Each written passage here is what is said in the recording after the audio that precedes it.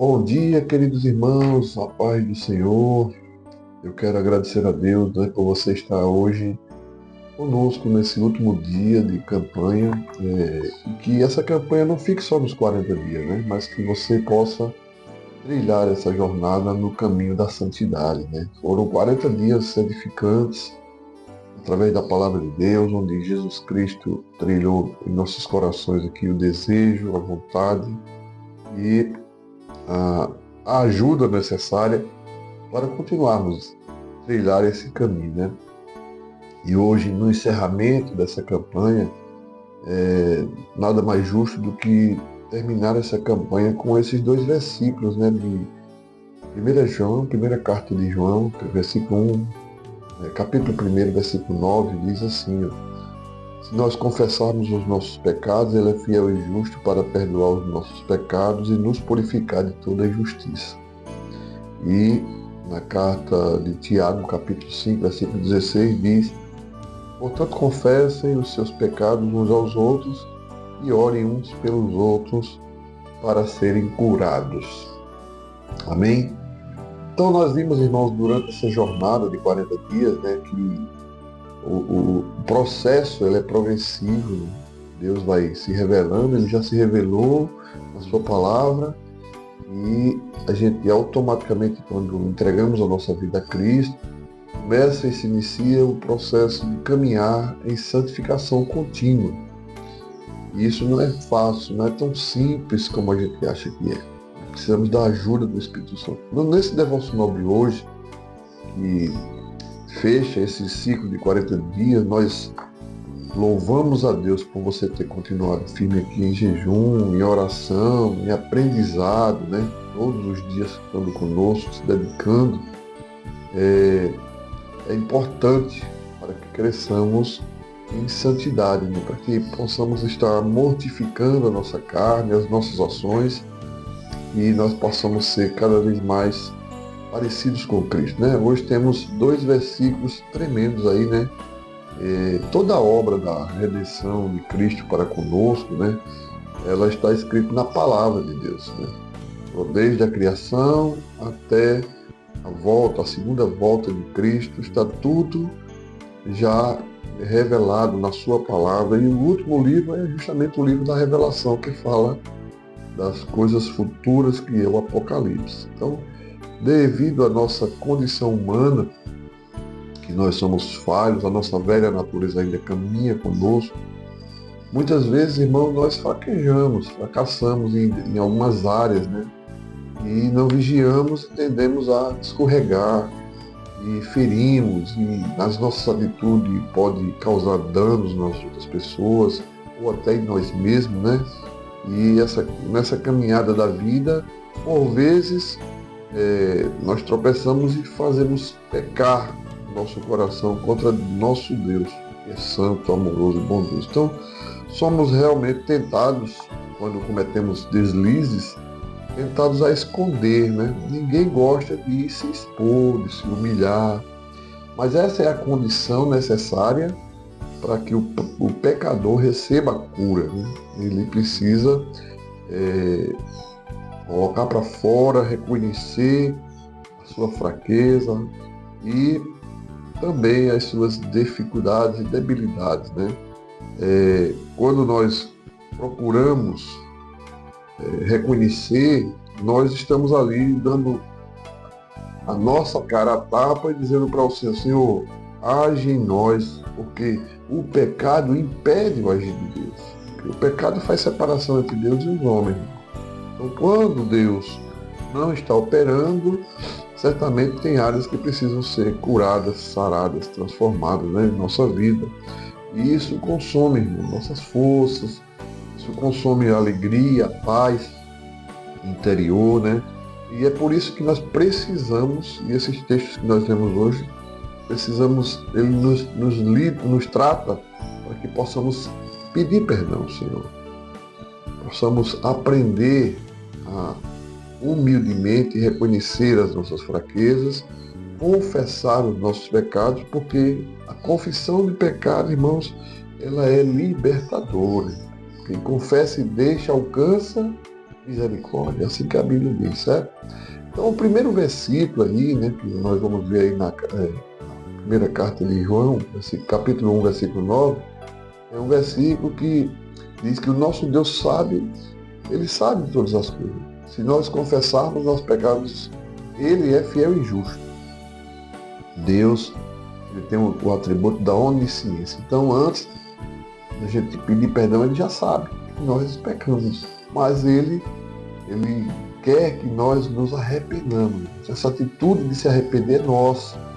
Então, Deus é fiel, mas a nossa atitude de humildade, de confissão, de entrega a Ele, porque Ele sabe, Ele conhece, Ele sonda o nosso coração, Ele sabe que o nosso coração é enganoso, Ele nos vê o tempo todo.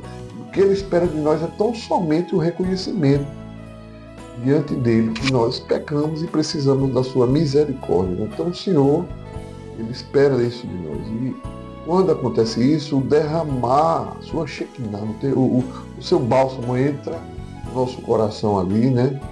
E a nossa vida é transformada e restaurada. Por isso que é um caminho, né? É um caminho a trilhar. Pode acontecer deslize? Pode. É um incidente. Mas não pode ser uma prática contínua. Então, esta prática de pedir perdão é vital para que nós possamos permanecer nesse caminho da santidade. O segundo versículo, ele vai tratar mais do âmbito de comunhão.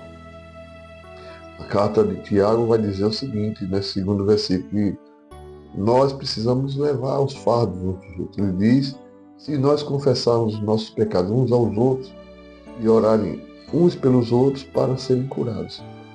Confessem os seus pecados uns aos outros e orem uns pelos outros para serem curados. Ou seja, confissão de pecado, irmãos, é um processo de humilhação, de esvaziamento do seu ego, e nós precisamos voltar a essa prática. Hoje estamos vivendo um tempo em que está tendo uma resistência muito grande em relação à confissão de pecados. Então, quando nós apertamos e temos a certeza, provas de que alguém está em falha, e vamos tratar como pastores, muitas vezes as pessoas simplesmente viram as costas e saem e vão embora, mas não cabe a nós julgar, né? Que Deus possa ter misericórdia dessas vidas. A recomendação de Tiago é que nós confessemos os nossos pecados uns aos outros. Infelizmente, pela quebra da comunhão, pela quebra assim, dos relacionamentos, né? Por causa de fofoca, maledicência, pessoas que não guardam segredos. Muitas pessoas se retraíram de estar confessando uns aos outros porque tem gente que não tem a capacidade de escutar, guardar e orar. Vai espalhar a conversa, fofoca e ainda aumentar, né? Então, o que Tiago está dizendo aqui é que quando nós estamos maduros, quando temos responsabilidade ética para escutar, irmãos, nós temos a possibilidade de confessarmos, como também de sermos tratados, né? Por isso que o pastor, ele tem esse papel de ouvir os problemas, de orar pelas ovelhas. Não só o pastor, como líderes maduros, como irmãos que estão às vezes no diaconato, pessoas que têm a capacidade de ouvir uma situação, orar por aquela situação, ajudar aquela pessoa. Mas, como eu falei anteriormente, infelizmente muitos, por falta de vigiar, pecam fofocando da vida do irmão ou da irmã. E isso tem levado muitos a se afastarem da confissão, né? Mas eu te chamo nessa manhã para você voltar ao caminho da santidade, trilhar essa jornada em oração, né? Para confiar nos seus líderes, nos seus pastores e dar uma oportunidade de ser tratado, ser tratada. Você vai experimentar como é libertador esse processo. Certamente essa prática trará grande bênção aos que desejam permanecer firmes no caminho da santidade. Então que nesta manhã você esteja encerrando essa jornada, olhando para trás e vendo, né, quantas coisas aprendemos, né? Na primeira semana nós aprendemos que o nosso Deus é santo e nos convida a caminhar com Ele em santidade. Na segunda semana nós aprendemos que Deus nos chama para um caminho de santificação. Ele diz: sejam santos, porque eu sou santo.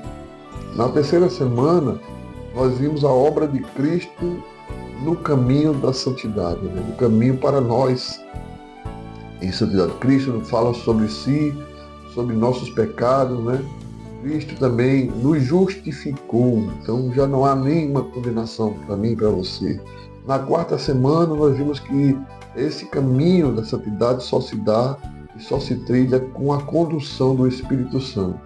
E na quinta semana, a palavra de Deus, ela é revelada para nos iluminar os nossos caminhos e andarmos em santidade. E nessa semana que está terminando hoje, e a sexta semana, nós somos chamados a viver um compromisso. Fuja da imoralidade, busque santificação, resista ao diabo, renove a sua mente, deixe conduzir pelo Espírito Santo e hoje confesse os seus pecados.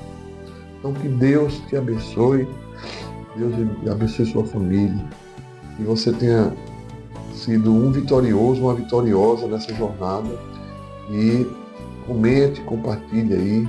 Estaremos orando juntos para que mais dias como esses, como esses 40 dias aconteçam em nossa vida e esse processo seja um abençoador.